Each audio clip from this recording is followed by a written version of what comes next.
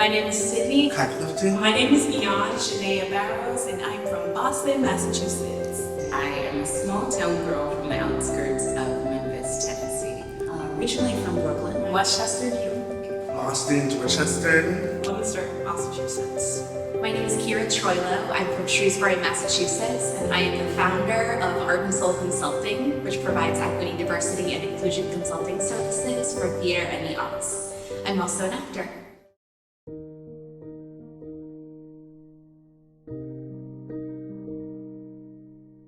I get anxious, Puzzles. Confusion. Difficult.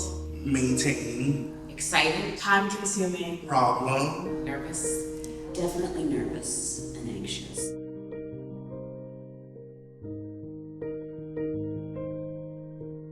So recently I did a show and we had to wig for the show, and it wasn't my issue personally, but there was another black member of the ensemble, and it was put in our hands to figure out how to get our hair braided under the wigs, and all the other cast members were able to get help with their pin curling and whatnot, but for us it was a situation of you just have to figure it out. She didn't really know how to work with her hair and she didn't have guidance, so she ended up going on stage without a wig. One instance that I've since kicked myself repeatedly for not speaking up, wherein I asked the director how they wanted my hair, and I'd been asking from the beginning of the process. And at that point, my hair was just natural and sort of out in coils, and this was a woman with very curly hair.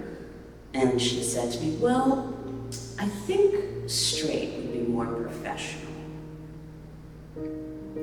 Which really bothered me. And since then, I've wrestled with actually contacting her and telling her how that made me feel even all these years later. They were like, oh, well, I actually like your natural hair.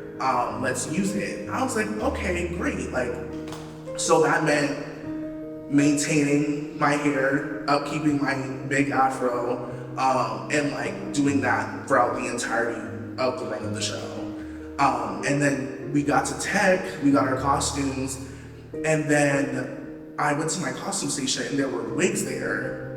And I was like, this is strange. And I went to the costume designer, I was like, there's a bunch of wigs at my station, like, what's happening? And he was like, oh yeah, we're gonna actually wig you for the show. And I was like, okay. And he was like, can you like try the wigs today? Like, I need you to try them today. And I was like, I cannot, like, I don't know how to braid my own hair, like, I cannot do that for you. And he was like, oh, let's just pin it. And I was like, pins are not gonna, like, hold down my hair to be in a wig. And that really frustrated me, and then I had to get my hair cut, and then I went to the theater, and I was like, you guys at least, like, provide payment for this, and they didn't, so I had to take that out of my own pocket. My hair is sacred to me.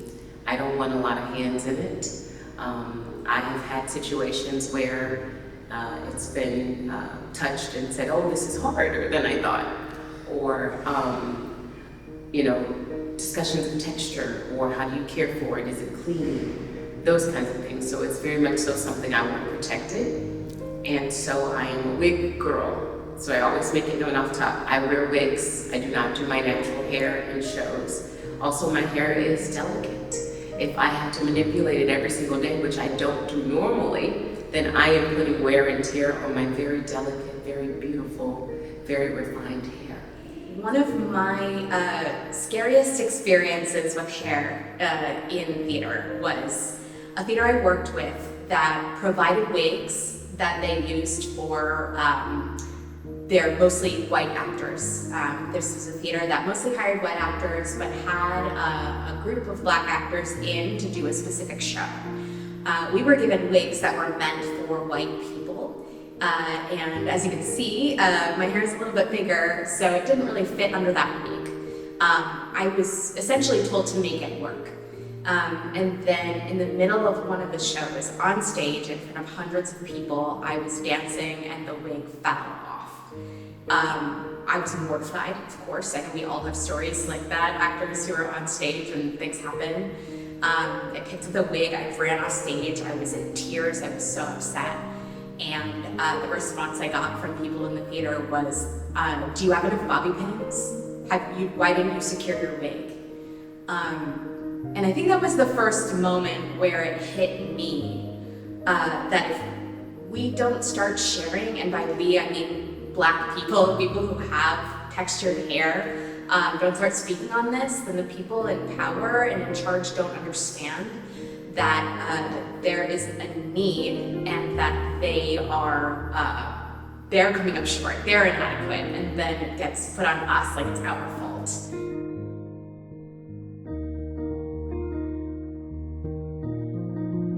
I think I'd like to just feel welcomed in that my hair is loved just as much as anyone else's, and that my hair isn't a hassle, it's just my hair. As an actor, I want to feel cared for. I want to feel like I'm not a weird exception, or that I'm something to be dealt with, or that they need to find extra room in the budget in order to deal with me. I just want to feel cared for like any other actor coming into a production. I would like to feel like it's a Tuesday when it comes to hair, meaning like my hair for me is very easy. It's fun and free. It's descriptive of what my personality is, and I want to feel that confident when I go into the room and get ready to work. Definitely that Black hair is fun. Everybody is an individual and you can't group everybody into one big thing, so you just have to have patience when it comes to natural hair. Black hair shouldn't be something that we automatically think we have to hide. It is a part of who we are. Listen to what I have to say about how my character should look, how I feel as a Black woman my character should look, and open yourself up to that idea and work with me on it. Hair is an individual as a person, and that every single person has a right to feel comfortable in their body as they're made, as they were created, with the hair that grows out of their head. I would love for people to be considerate of the things that they know nothing about, excited to learn, and open to the possibilities of making someone else feel just as comfortable in their skin as they do in their own.